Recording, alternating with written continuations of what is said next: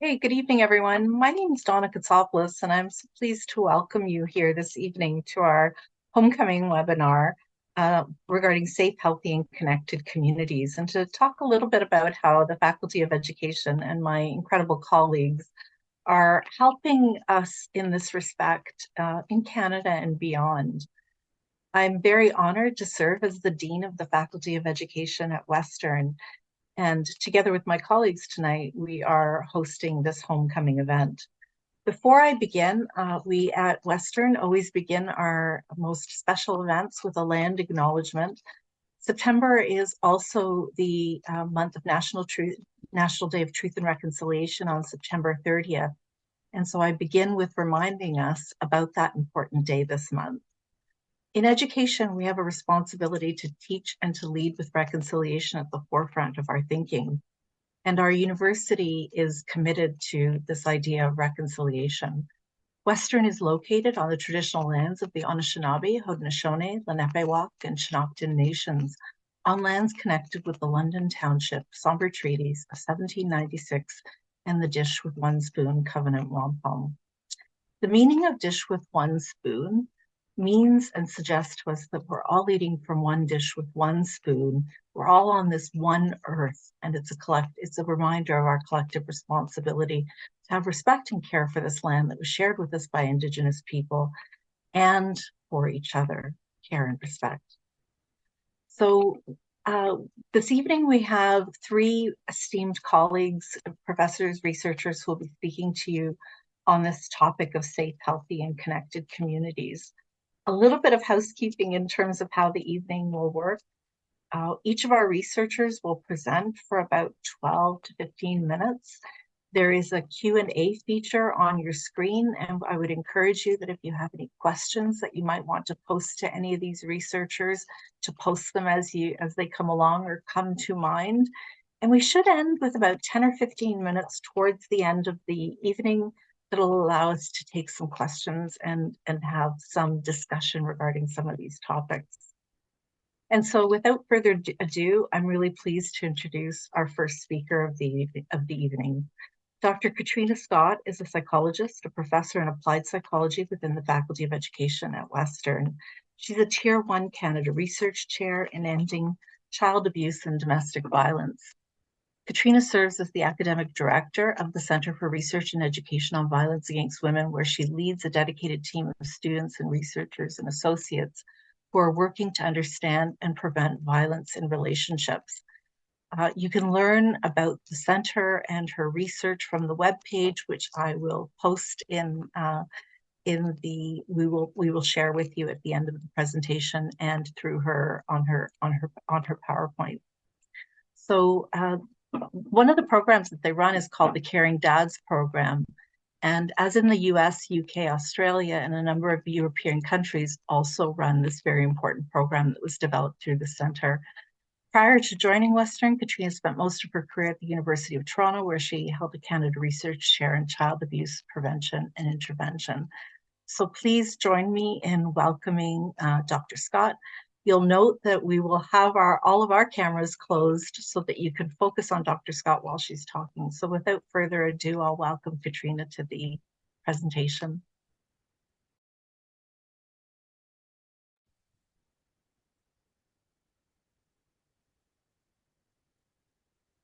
Thank you very much, Donna. Good evening, everybody. It's a pleasure to be here. As Donna said, I am the director for the Center for Research and Education on Violence Against Women and Children. And at this center, we work to end abuse and violence in relationships, or to say it another way, we want to ensure that every Canadian experiences safety in their interpersonal relationships, families, workplaces, and communities. And I want to start by saying that safety in relationships and within communities isn't a luxury, it's a fundamental human right. And we know that it's essential. For children, being safe in their homes and in their schools is essential for learning and development. Children don't thrive in environments where they need to vigilantly monitor or manage the moods of an abusive parent. They can't meet their potential in school when they have to, when they're being bullied by peers or harassed for their choices, or when they're worried about what is being shared online. And of course, it's not just children. People of all ages, races, cultures, sexes, genders, and orientations need to be able to walk in our communities without having to worry about somebody making unwanted and unsolicited sexual comments or being groped. We all need to have workplaces where we feel respected and not degraded or harassed. And we need relationships where we can feel safe in expressing our thoughts and emotions without fear of judgment or reprisal or abuse. Now, fortunately, Canada is a safe place for many people. And most people, or many people, are safe in their relationships, in their families, in their workplace and communities. But we do have more work to do than most people think. One of the things that you may not know is that one of the most common adversities faced by children in Canada is living in a home where one of their parents is abusing the other. You also may not know that almost one third of violent crime that police respond to is intimate partner violence, and that the rates of intimate partner violence have been on the rise now for 5 years in a row.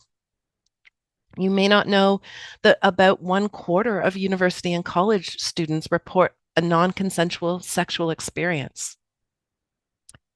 That in working Canadians, 29% of women and 17% of men report being targeted by inappropriate sexual behavior at work in the last 12 months. We know that during the pandemic, there was increased concern about domestic violence, and that concern was warranted.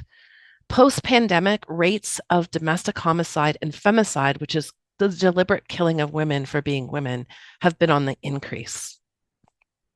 And we know that women, younger people, gender diverse people, Indigenous peoples, and racialized peoples bear more of the burden of this violence. CREVAC's mission is to facilitate the collaboration of people to try to end these problems of violence. And so what I'm going to do tonight is I'm going to do a quick tour of some of the projects that we do at CREVAC.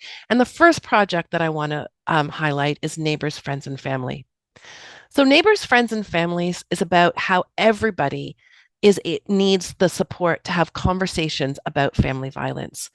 So we've been looking at domestic homicides for the last 20 years in Ontario. And what we know is that in over 70% of cases of domestic homicide, there are 7 or more known and well-established risk factors for domestic violence. Most of the time, neighbors, friends, and families are the people that victims have confided in, and often they have concerns, but they may not know what to do, and they may not know how to start a conversation. Neighbors, Friends, and Family is about helping you to do that work. And that's why I've put the QR code here. If there is somebody in your life that you're concerned about, if you have a neighbor, friend, and family that you may need to talk to, this is a site that will help you have that conversation.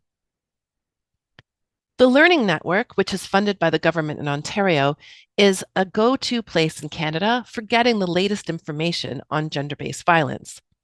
The Learning Network hosts regular webinars, resource spotlights. It produces infographics and information summaries of the latest research in the area, and it helps all professionals in Canada do a better job at addressing and recognizing gender-based violence. CREVAC right now is in the midst of a project to help improve the experience of victims of family violence in the family law system. There was a recent change in the Divorce Act that requires better recognition of the experience of children exposed to domestic violence in family law proceedings. And our work is bringing together research, practitioners, and service providers to improve the family law system. The Knowledge Hub facilitates trauma and violence-informed communities of practice in conducting intervention research for people who've experienced family violence. This project is one which is a connection project. So the Knowledge Hub then brings together 23 different projects that are running across Canada so that those projects can share information, can learn from each other, and can have a bigger voice together. Projects under Respect at Work and Domestic Violence at Work partner with labor organizations, employers, and community-based services to try to improve the workplace environment and to try to do a better job at addressing domestic and sexual harassment at work. There's been important changes in legislation in occupational health and safety that requires workplaces to do a better job at addressing harassment and violence that may occur at work, and that recognizes that workplaces are a critical location for victims of violence in the home to escape, and that in those workplaces, employers have a responsibility to make sure that those workplaces are safe for individuals who may be fleeing domestic violence. We're also working to prevent sexual violence on campus. So this is work that CREVAC has been doing for a long time. The center's been doing a long time, developing resources for responding to disclosures of sexual violence so that all people in a university or in a college are able to appropriately respond to somebody who might disclose their experience of sexual violence. We also want to do work on prevention. So right now, we're currently in the midst of evaluating some really innovative prevention programming that has been developed at Western that has all incoming Western students participate in both online and live facilitated conversations about consent and about what that looks like and how that works, and how then you can take that information into your experience at college and university and prevent sexual violence. So our aim in this work is to make Western campuses one of the safest campuses in the country when it comes to sexual violence. And I want to close by talking a little bit about domestic homicide. The past few years, we've had to focus in Canada on mass casualties and on casualties related to domestic violence and gender-based violence. So at the center, some of the things that come to mind when I talk about domestic homicide and mass casualties are, of course, the most lethal mass shooting in Canadian civilian history that occurred in Nova Scotia in April of 2020 that left 22 dead, including one woman who was pregnant. I also think of the release in June of 2022 of the recommendations from the Renfrew inquest. So Renfrew being a more rural area of Ontario, and this was an investigation into the killing of Carol Cullenton, Anastasia Cusack, and Natalie Warmerdam. I also think about the fact that right now we are looking at the here in London, we're looking the trial is going on for Nathaniel Veltman, who's accused of deliberately hitting 5 members of the Asfel family with his truck in an alleged act of hate. And I think of the 2021 release of recommendations arising from the case of Lionel Desmond, who was a veteran who, in an act of domestic homicide, killed 3 members and then himself. One of CREVAC's most long-standing projects is to contribute to understanding these deaths so that we can prevent them from happening again. So this is a book where we pull together a number of the themes and lessons and things that need to happen to prevent domestic homicides. And I also would like to invite all of you to this year's Jaffe Lecture. So the Jaffe Lecture is a lecture series that once a year provides a lecture that you could attend both in person and virtually, either one. It's a lecture aimed at everyone. This year, the Jaffe Lecture is delivered by Dr. Emma Cunliffe, and the topic of the lecture is Strong Connections, Gender-Based Violence, and Mass Casualties. Dr. Cunliffe served as one of the commissioners for the Nova Scotia Mass Casualty Commission. I hope to see you all at this event.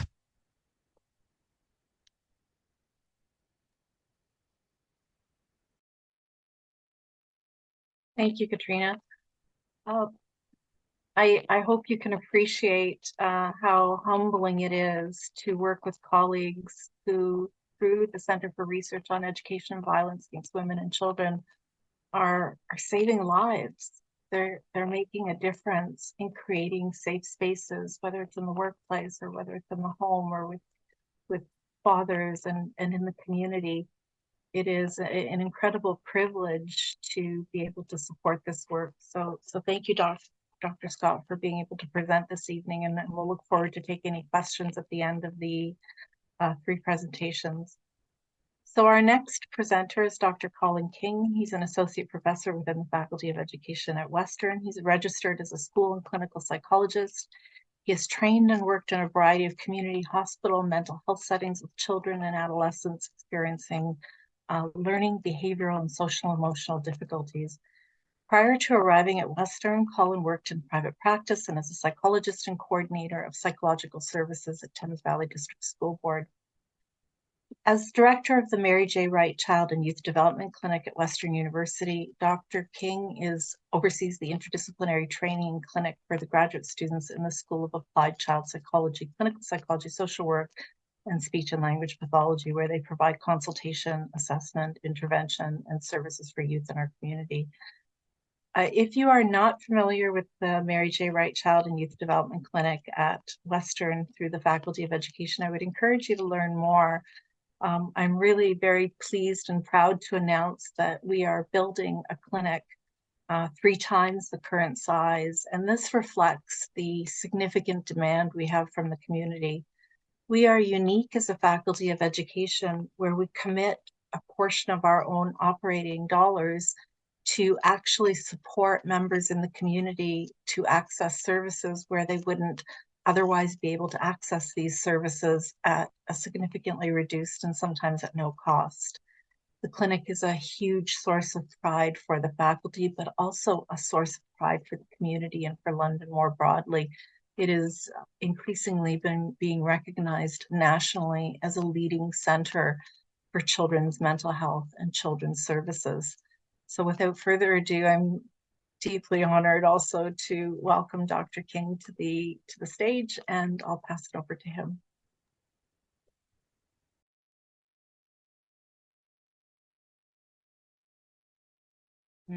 Well, thank you so much, Donna, for that very generous introduction here. And good evening to everyone joining us here tonight or watching the webinar at another occasion here. It's such a pleasure and a privilege here to be joined with my kind of colleagues and esteemed panel here, and really to give you a little bit of a snapshot of some of the incredible work being done at our center by our supervisors and students and by our community. And I'll talk a little bit more about that. But as we kind of go forward talking about our kind of clinic here, I'm so proud of the work that we're doing really in collaboration with our communities and other kind of agencies here in kind of the greater London area. And what I'm so proud about that is that we're really rallying around children and families. And in preparing for tonight here, I was just really how struck I was by how interwoven and interconnected these ideas around children and families being safe, healthy, and connected. Because when we're thinking about investments in children's mental health and setting kids and families up for success here, boy, it really comes down to these kind of pillars here and how we can support families and really help them kind of thrive as well. So I'm going to be talking a little bit tonight around a snapshot of kind of some of our work here at the clinic, and we'll be able to do it kind of justice here. And then kind of pivot a little bit to a project that we're working on to give you a little bit of a snapshot of our kind of grand vision around kind of clinical services and how we can kind of share and expand these ideas certainly across the province and across Canada internationally there as well.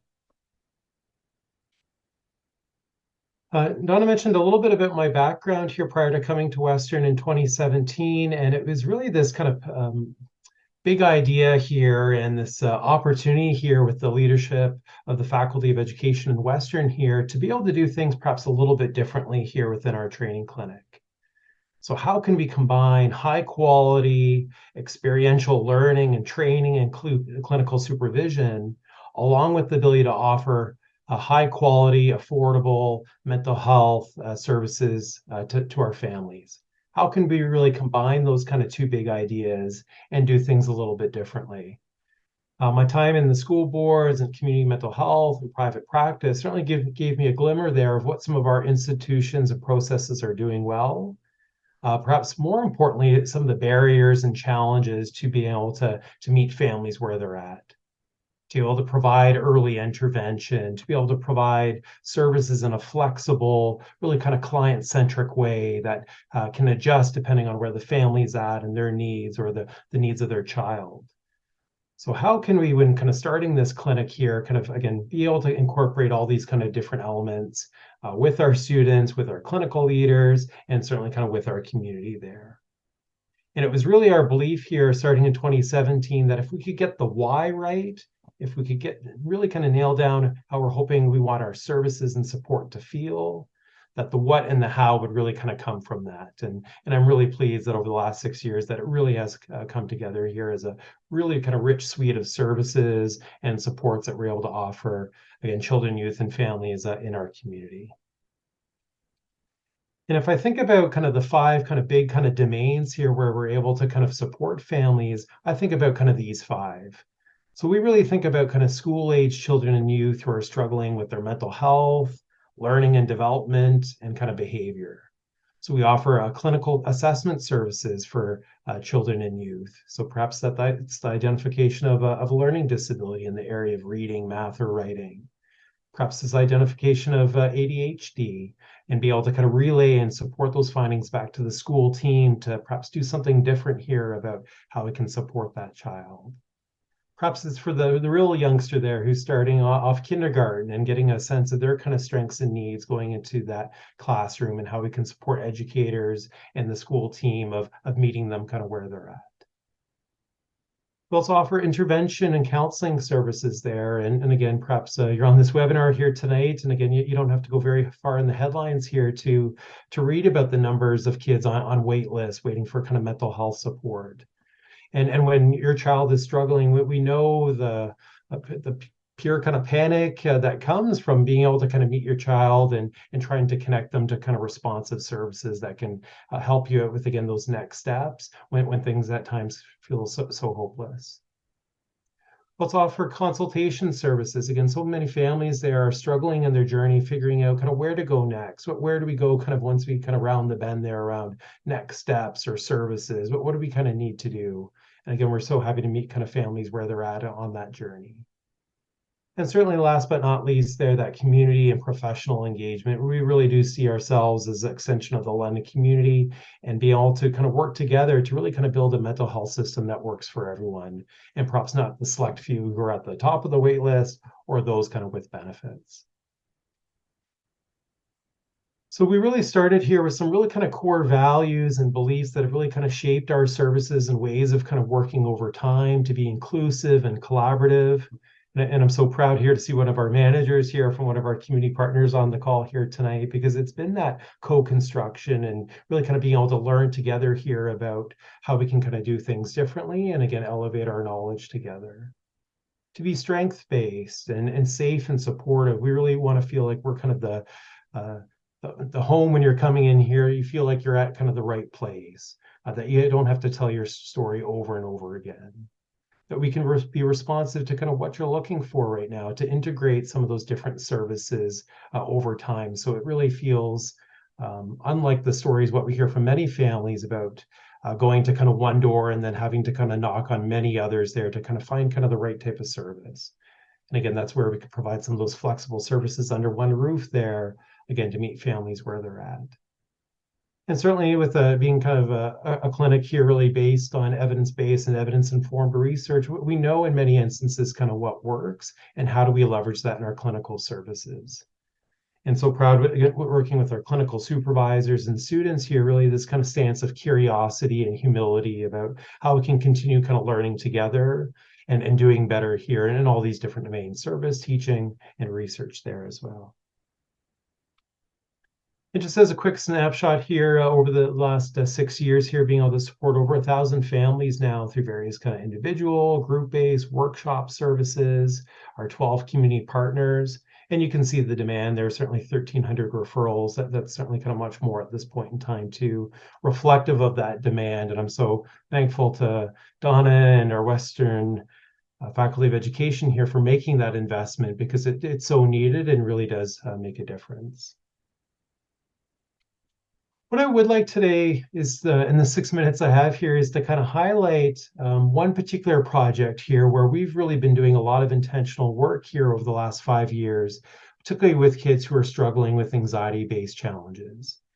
And why we've kind of focused on this as one kind of core target here is that we know it's one of the most common forms of mental health problems. And if we're thinking about kids who meet the level of, say, an anxiety disorder, that can be, anywhere from kind of 6 to 12% of youth, depending on the population and sample there. But if I think about those kids that really kind of being the tip of the iceberg who might meet criteria for a diagnosis, we know there's many more kids, again, just kind of like an iceberg there, that those numbers and volume underneath there, that there's even more who are struggling. And we've certainly seen those increases in demands over the last 2 decades here, and different kind of child-based and student kind of reports there echo those numbers there about really kind of huge numbers of kids reporting distress and seeking help. But we know there's so many barriers to care, and particularly kind of responsive, timely care. And the real, challenge in kind of all this is that we actually have this large evidence base of strategies and work that actually shows it's quite kind of effective if we can get kids and families to the right type of care. And perhaps even more so when we can leverage this knowledge and strategies across settings, from kind of community mental health, in schools, and certainly kind of with families there as well, is that when we can share and collaborate and work together, kids have better outcomes. So I want to talk a little bit about some of this kind of work here and what we're really trying to do to build a stepped care model of support. So this is where at the clinic here over the last couple of years is we've been kind of really piloting and trialing pathways here that again can meet families where they're at on kind of their mental health journey for their child. So whether the child is 4 or 5 and perhaps exhibiting anxiety-based challenges for the first time, that we have kind of a suite of services and programs there, again, that can meet you kind of where you're at.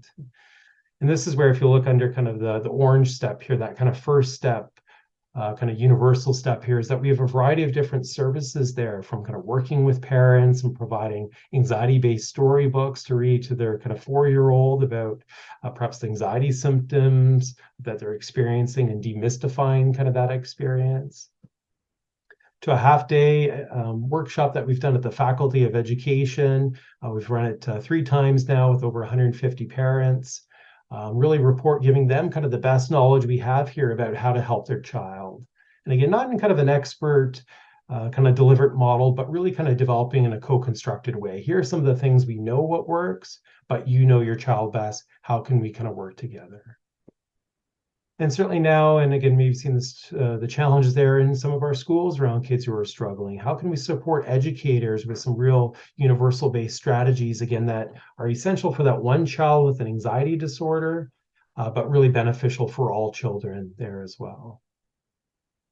And if we look at kind of the next stepped care, or next kind of perhaps kind of level in the tiered intervention model, where we're thinking about kind of increasing service, this is where some of the other kind of clinical components come in at certainly kind of our work here. So being able to work kind of with the individual child and the parent in kind of a, select kind of few number of sessions.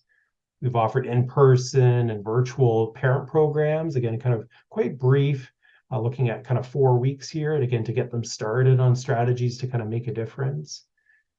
And one particular program here, I've been working with my collaborator, Paula Gesti, on the MI Friends program that combines a real interactive website with resources and videos, along with Poppy, a stuffed animal that goes along with it there. So to really kind of engage your child and working on, again, strategies together. And lastly, at our final kind of step here is, perhaps some of the more clinical services that perhaps you might be familiar with, more individual and group-based programs at a greater intensity and kind of frequency. So up to kind of 8 to 12 weeks, which again, some families need, but perhaps kind of not all. So how do we kind of develop and evaluate this kind of flexible suite of services that we just know we don't have that flexibility in our kind of mental health systems right now? And that's such a challenge and a rallying cry for us, because again, we know what works, and we've looked at some of our outcome data here and showing that parents are reporting that this is really timely, engaging, and kind of meeting me for where I'm at right now, and looking to get started on this journey, or perhaps looking for something a little bit more intense.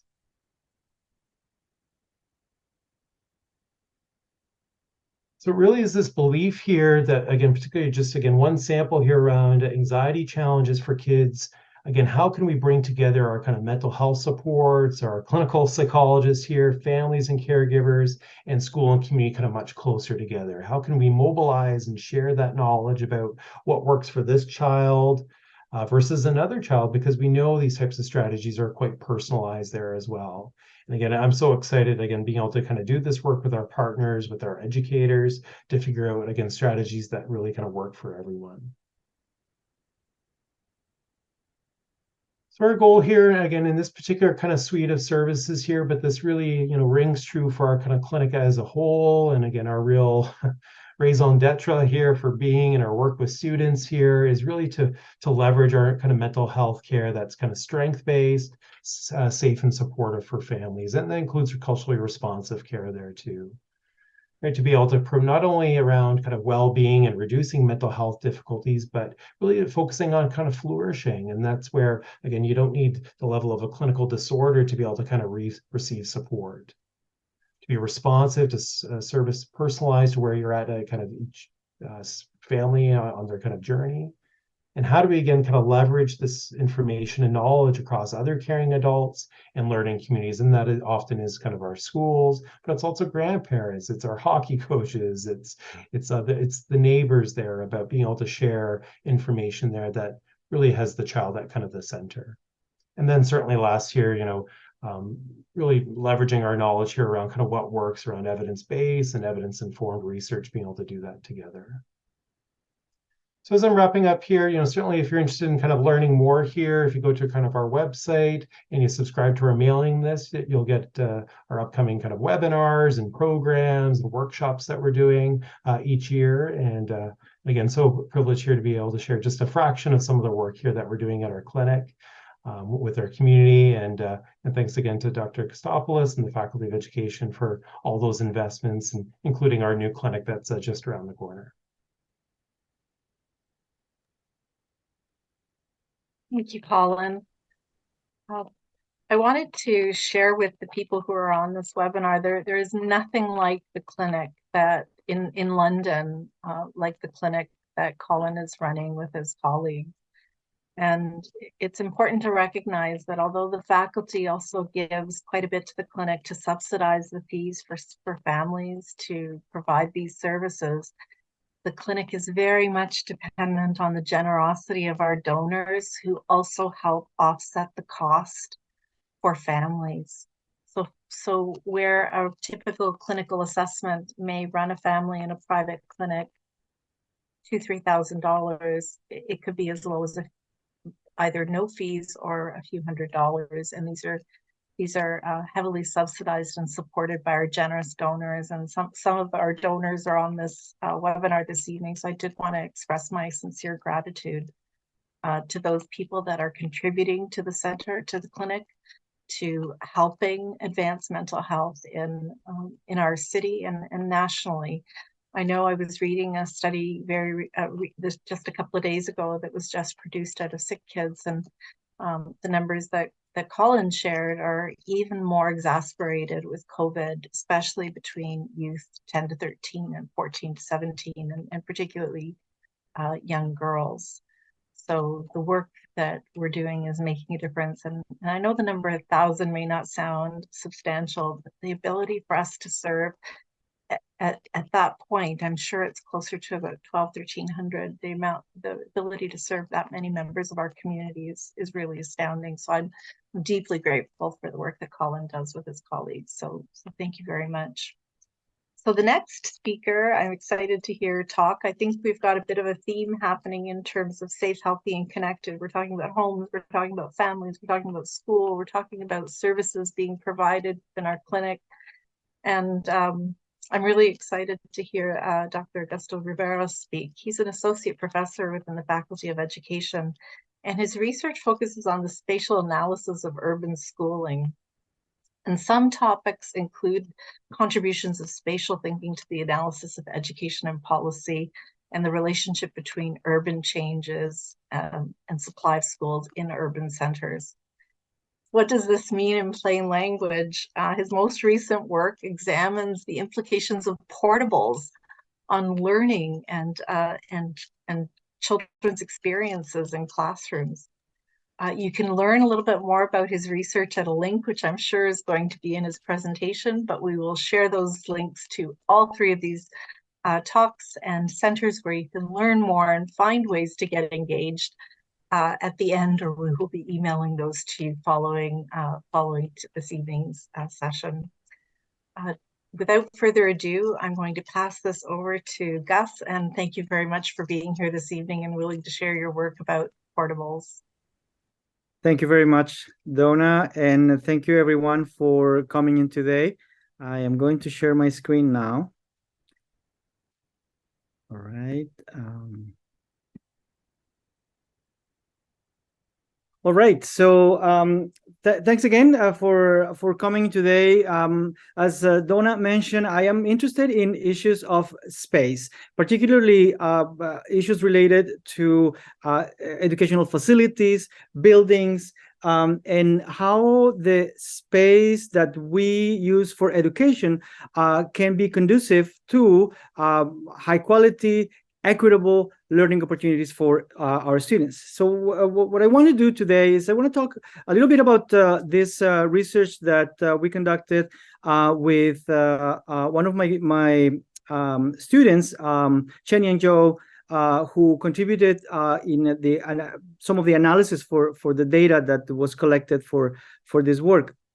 So let me start by pointing out that this study is a two-part study. The first part of the study has been published with the Canadian Journal of Education. There's a QR code there where you can access. This is a open access journal, so anyone will have access to this article, and you can review some of that research there.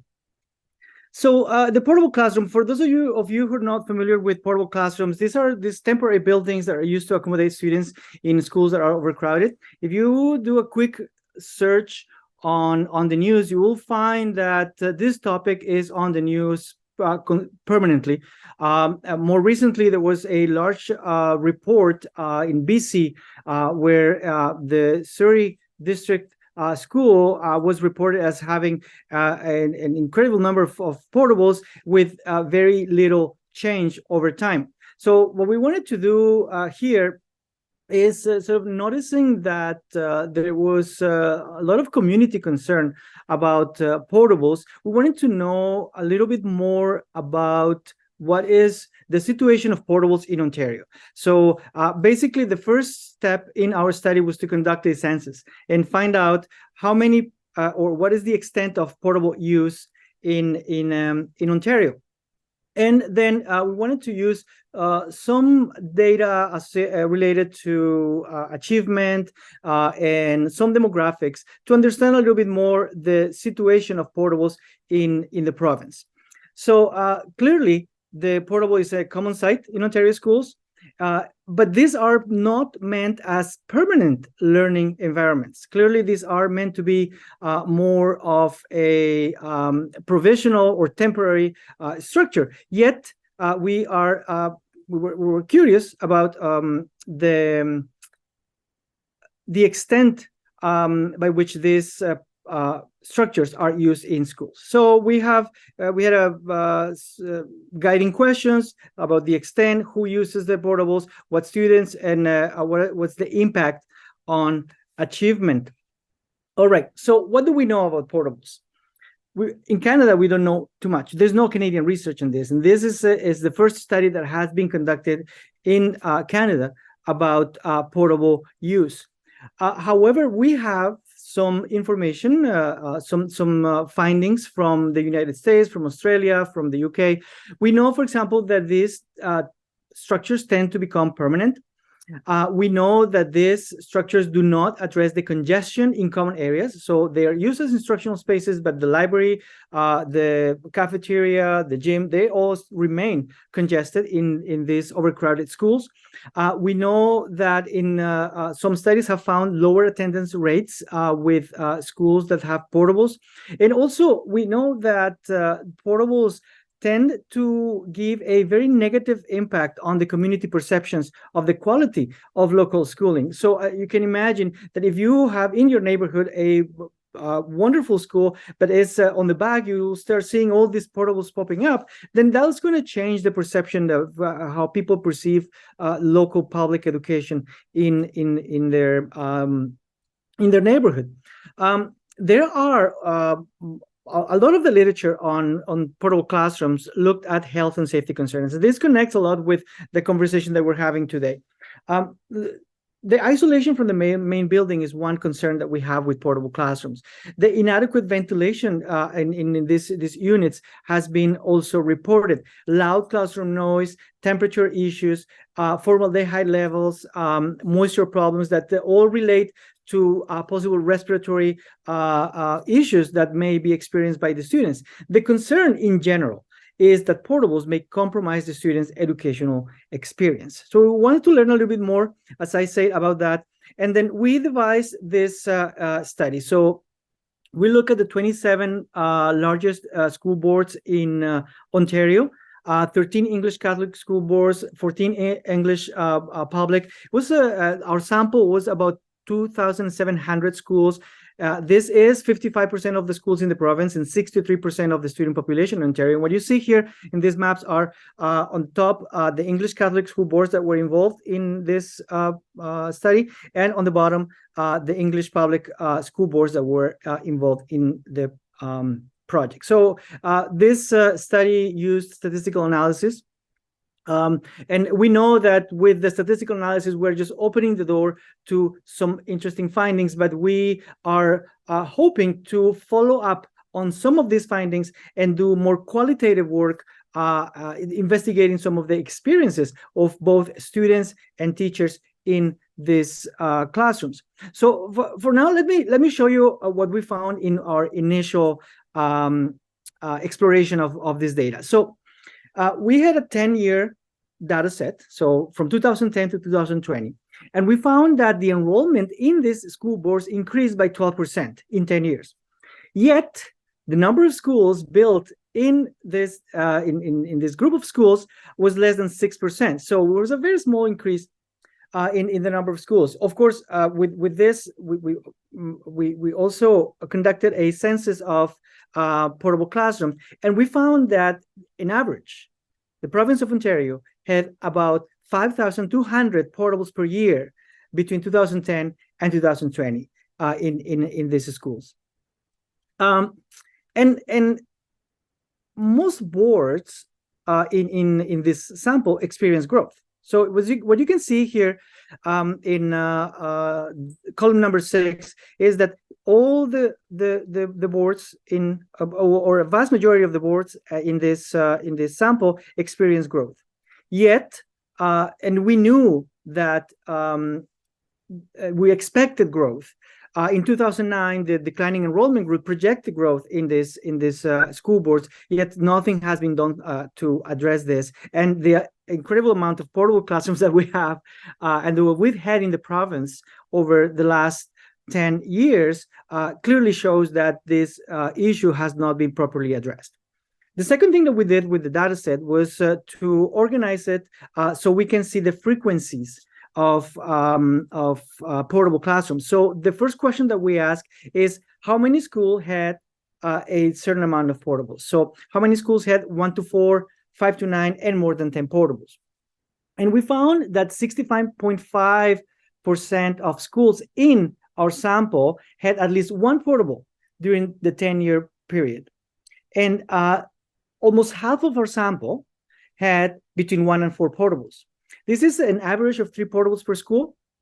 And more interestingly, we wanted to know how long do schools maintain portables. So doing frequency analysis, we found that 45% of the schools in the sample had portables between 5 and 10 years. So clearly, this shows that many schools in Ontario are using portable classrooms as permanent instructional facilities and not as temporary as these are meant to be. So the next thing that we did was to explore who is more likely to be in a portable. For this one, we only obtained 3 years of data. So we looked into achievement, and some demographic data between 2017 and 2020 in relation to portable classrooms. And we looked at the elementary, secondary, and combined elementary and secondary panels. So the first thing that I would like to point out is what we call the utilization rate. So the utilization rate is basically how busy is the school. So you have a 100% utilization rate. That means that all the classrooms in the school are used.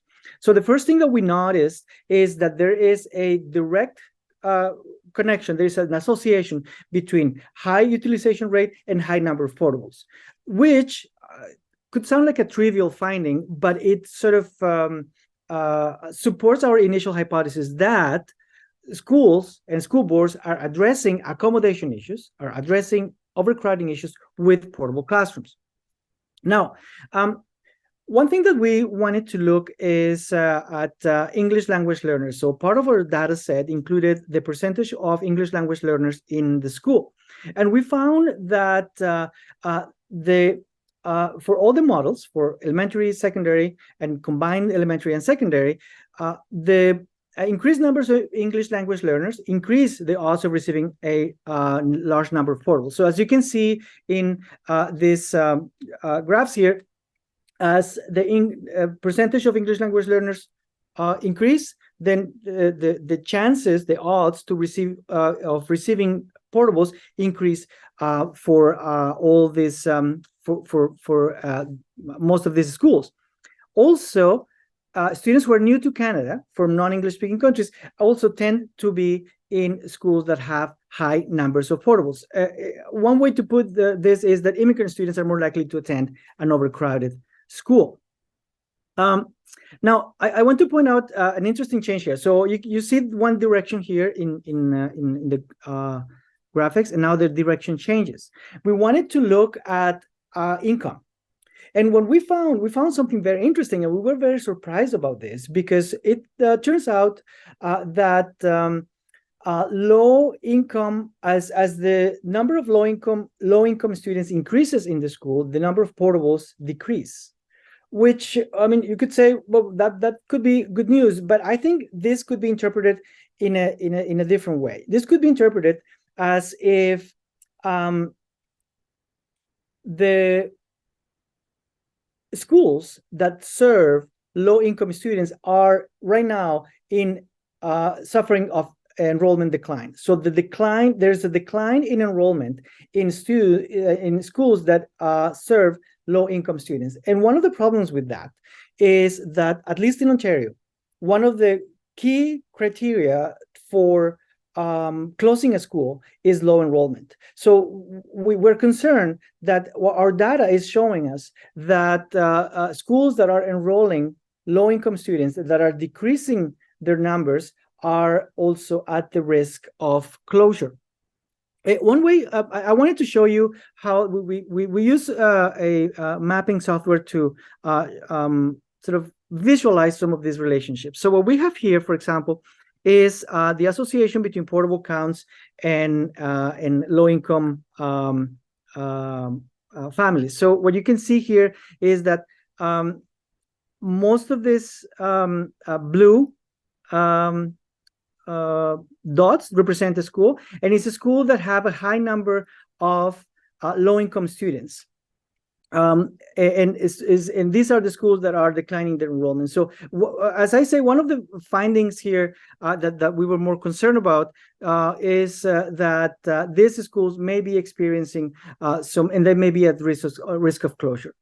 And another point that I wanted to make in relation to achievement, and I'm going to finish with this, is that we also found an association between having a large number of portables, intensive use of portables, and test scores as expressed by EQAO. So we see, and I'm sorry just showing you all these numbers. I'm not going to stop too much here, but I'm just going to point out that when the bottom line here, where we have schools that have between 10 and 26 portables, which is the largest number of portables that we found in one school, we see a negative relation. What this shows is that as schools start having an intensive use of portables, their performance in math, reading, writing, and also in the secondary panel in literacy and math start declining. So there's an average decline for schools that have 10 or more portables in their grounds. I'm going to stop here, and I'm just going to point out that what we see here is one example of this investment in education, and it is important to sort of recognize and reflect on what this investment is doing to educational facilities. There is a reported 16.3 billion repair backlog in schools in Ontario by 2019. And we know from several reports that the public education has experienced significant funding cutbacks over the last period. So it is important to recognize how the different processes of this investment in the province are having a real effect and impact on the experience that students are having in their educational spaces that are supposed to be and to provide high quality public education for all. I'm just going to stop here, and I'll be happy to elaborate on any other aspect of this research in the Q&A. Thank you very much. Thank you, Gus. I think I'm going to start with a question to you while I have you in the hot seat, and then I will circulate. We have time for a couple of questions. How do you make sense? I think all of us can imagine, or I can think about a neighborhood here very close to where I live, where it's a brand new neighborhood and a brand new school intended to have capacity for the neighborhood. And within short order, there's 10, 15 portables put up. Like how, I'm not, your research obviously has really compelling data to show that when we have excess of 10 portables, it impacts learning. But what do we do with planning that is clearly putting up buildings that aren't prepared to meet the needs of a community? Yeah, I think there are a few points that I would like to make here. The first point is that this reflects an interesting social dynamic. Higher income families, and this has been demonstrated in other studies, higher income families have higher mobility, and they can choose where to move. More desirable neighborhoods attract these families. So what we see is that in most desirable neighborhoods,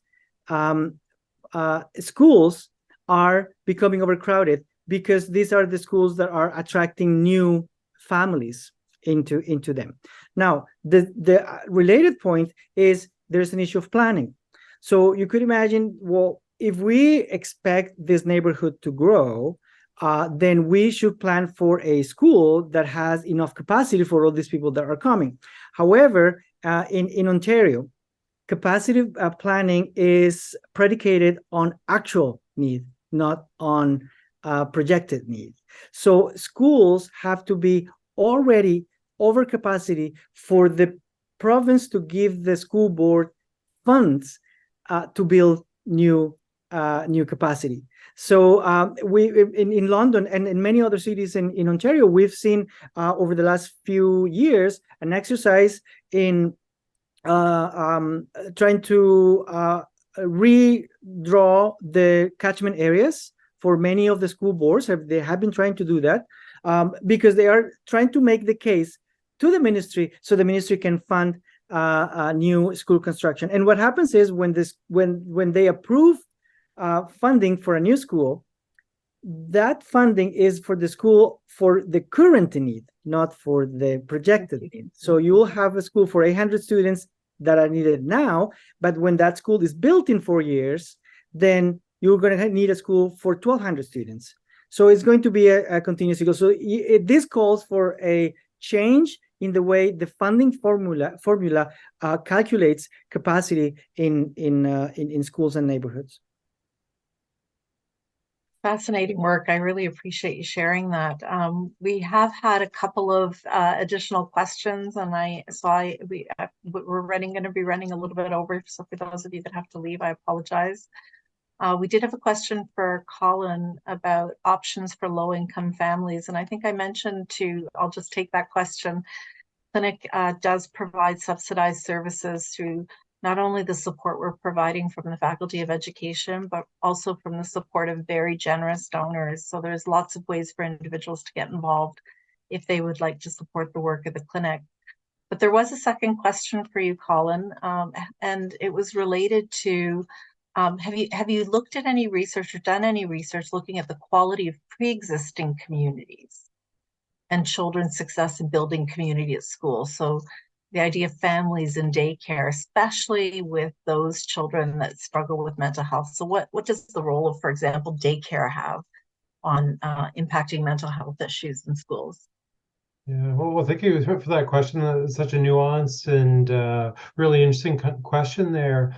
I personally haven't done research yet kind of in that area there, but some of the general kind of consensus there is certainly that, again, kind of investment in children's mental health and learning and development pays dividends, and that includes high quality environments, supporting our kind of families to be able to kind of respond and support their children, high quality environments like kind of daycares. I think some of the interesting patterns and trajectories that we're beginning to discover over time, though, is some of those kind of differential impacts. That when we're looking at some of the families who perhaps have other resources or privileges there, that we're seeing perhaps kind of minimal gains or perhaps less of an impact, but really the significant impact that investment is making for families who don't have those kind of resources. So certainly, yeah, when we think about, again, how we can, support kids for success at school and that readiness there, that, again, that early investment does make a difference.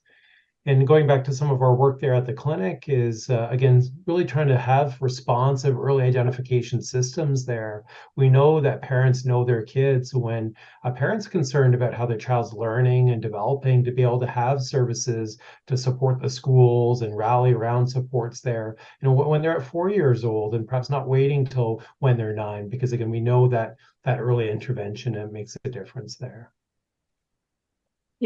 Just for the listeners, whether we're supporting research about schools and portables, whether we're supporting the kind of research and work Colin does, whether we're supporting the work of PREVAC and looking at violence in homes related to children and safety, what we know from the Conference Board of Canada is that every time we invest $1 into any of this kind of work, there's generally a $10 return to society. The kind of work that supports children in schools, in safe families, and safe communities, and their wellness and mental health has a tenfold return on society in every aspect of society. And that's work that's been done by the Conference Board. So I'm going to conclude with a question to Katreena. Your work, as I said, saves lives. It's focused on creating safe spaces for women and for children, for families. I really feel hopeful when I think of PREVAC that you are working towards eradicating domestic violence in the workplace. And I mentioned early on, but PREVAC is the international leader in this respect, making an impact on policy, on government. Can you talk about whether you envision that day where we could say we've completely eradicated violence against women and children, and what kind of investment it might take from society to do that? Yeah, thanks for ending with a very large question. I appreciate that. But I think that that's absolutely the aspirations that we should have. Like going back to the very start point, and I think the theme of all of our conversations, we really should expect that we have a right to be safe in our families and in our relationships, in our communities, in our schools. And it's a matter of deciding that that safety is going to be a priority that we invest in. Now, I'll talk about violence in a second, but that investment is in planning. It's an investment in making sure that services are available for people. And in terms of domestic and family violence and violence that happens in children's homes and in their relationships, it's a matter of we know that violence and abuse thrives in silence. It thrives in secrecy. It thrives in isolation. Being able to have conversations about safety, about violence, about abuse that's happening is critical. Investing in programs that help people to have those conversations, resources so that somebody, if they're ready to have a conversation, somebody is there to listen, to hear, to be able to respond. Those are the kinds of things that we need to do and to continue to do in order to make it so that Canada is a place where every child is growing up in families and in an environment where they are safe and supported. It's incredible what thrives in silence. It's an interesting way to frame it. So with that, we're going to be concluding our evening. I just wanted to make a couple of comments. This is homecoming week. Faculty of Education is very proud to have over 45,000 alum all over the world. We're grateful for each one of these individuals who find their academic home at the Faculty of Education. Next year, we're celebrating our 50th anniversary, and we have so many exciting things, including a kickoff football game event on October 14th, which we would like to extend a warm invitation to each of you. I am very grateful and sincerely humbled to listen to my colleagues speak this evening, Gus, Katreena, and Colin. I would like to also acknowledge those in the background that helped facilitate making this possible for us this evening, Rosie Trebner, Andrew Graham, and Michael Hatton. Thank you very much to each of you. And thank you to each of you for being here and for supporting this work and for showing interest in this work. Our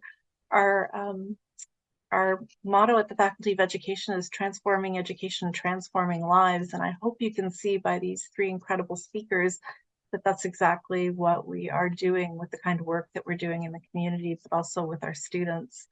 So we will send you a follow-up email with the links to each of the centers that we mentioned and the websites, so that if you wanted to reach out and have a look, please do, or consider supporting any of these centers. We would also welcome that. If you're on campus this week and this weekend for the football game, we look forward to seeing you, and please do consider joining us on October 14th for an alumni football game that is focused on welcoming back education alumni. So I wish everybody a safe evening and a good evening, and thank you very much again.